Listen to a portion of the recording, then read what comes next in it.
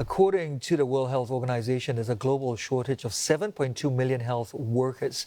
By 2035, that figure is expected to rise to, guess what, 18 million. It's been projected that Southeast Asia will need approximately 4.7 million more health workers to achieve effective coverage. Let's talk about this with Professor Ian Norman, Executive Dean at Florence Nightingale Faculty, King's College London. Professor, thank you for joining us. You're here in Singapore to announce King's partnership with Nyan Academy. Can you tell us a bit more about that first? So we've partnered with Nyan Academy to deliver a BSc in nursing for nurses working in the health service in Singapore. So they can do a King's degree in 2 years part-time. And do they need to continue maybe with the final year in England? No, they don't. And I think that's a marked feature of the programme, actually. In fact, this is the very first time that King's College London has delivered a degree where people are not necessarily studying in London. So actually, the whole programme will be in Singapore. Fantastic. Now, I know your focus is on mental health. Let's talk about that first. Is there an acute shortage of healthcare workers in that area? There's an acute shortage of healthcare workers in all areas, essentially, because demand for healthcare is outstripping the supply of workers. Simply that. I mean, you've mentioned in your introduction an ageing population. Well, that's quite right. In Singapore, for example, at the moment, about 1 in 8 people are over 65. By 2030, it'll be 1 in 4. But it's not just an aging population. There are other factors as well. There are other factors. I think it's increasing chronic disease, really. That's a major, major thing. And in fact, if you have a look at healthcare spending in the United States, for example, 87% of the healthcare spend is actually on chronic disease management. And you've also got, of course, sedentary lifestyles, leading to obesity, leading to all those other sorts of diseases as well. And here in Asia, are we more at risk because of our larger population distribution?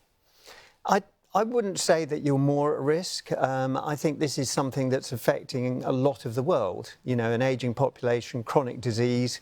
Certainly, as you've said in your introduction, there will be a lot more need for healthcare workers in Asia, as everywhere else. So why are people not wanting to get into an industry that is booming?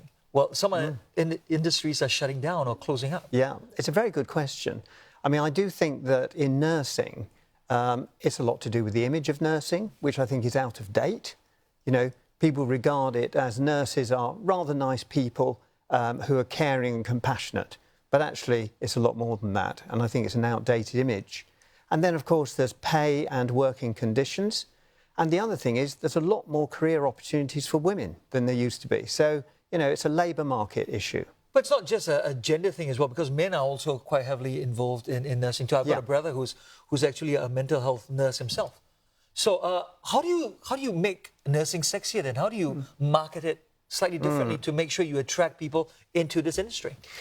I don't think you need to make it sexy or trendy, because that sex appeal and trends, you know, sort of move on. Okay. But I do think we need to change the image of nursing. How? I think we need to show that nurses deliver value beyond just caring and so forth. And we do know that. We actually know that if you have enough nurses, and particularly if they're well educated, they will deliver better health outcomes for patients. We know that. There's plenty of research on it. So you need to do that. And also you've got to remember that, you know, well, once you have nurses, you've got to train them for a couple of years before they get released to maybe hospitals and nursing homes or wherever they need it. That's correct? Right. Let's also focus on AI robots, because I'm fascinated by this, because as we look into the future, as we need more and more people coming into maybe the healthcare industry, will we be relying more and more on AI robots to help manage people in a different way? I think we will. I think we'll see a lot more technology used to meet healthcare demand. But I think nursing primarily is a person-to-person job. It's actually to do with care and compassion.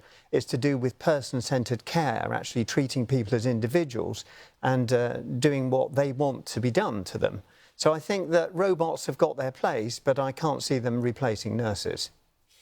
And can I ask you, Professor, what got you interested in nursing? How many years have you been in this profession for, sir? I couldn't tell you that. Of course I mean, you can. that's a guarded secret.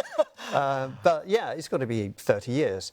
And What got you excited about what got me about it is, well, I wanted to do a job where you make a contribution to society and also to people's lives, to increasing the quality of people's lives, helping them make healthy choices. But I think the other thing about nursing is it's a huge variety. No 2 days are the same. You know, when you walk onto the ward or in the clinical area, you're making decisions every day. You have to make good decisions. You've got problems to fix, different problems. You're working with people, you meet people from all walks of life. So I think that was the second reason. And then maybe I've been fortunate that I've been able to develop my career in nursing. So I've managed to do clinical work, advanced clinical work, research, education, and I've even travelled the world like I am here today in Singapore. Do you get people who take up nursing and then after a few years they sort of drop out? Yes. And the reason they normally cite are? There's lots of reasons, but I think actually it's a lot to do with continuing professional development or lack of it, and they feel they're stuck in a rut. I also feel that nurses feel that they're not valued in many places, and that's really got to change. But you're quite right, retention is a major issue, and we need to do more of that. What advice would you offer anyone who's watching right now who are thinking of a career in nursing? I'd say give it some serious thought. It's well worth doing. You know, if you want to make a real contribution to people's lives, you know, it's a very satisfying job. And also, as I say, the variety is great. You're not going to the office every day. You know, you're tackling different problems, meeting different people, making good decisions. So the variety is really great. And I think you can make your career in nursing. Yeah, it's interesting because sometimes you get nurses who know a lot more than doctors do, don't they? That's true. Fantastic. Thank you very much for coming in. We've been speaking with Professor Ian Norman. On that note, we are done.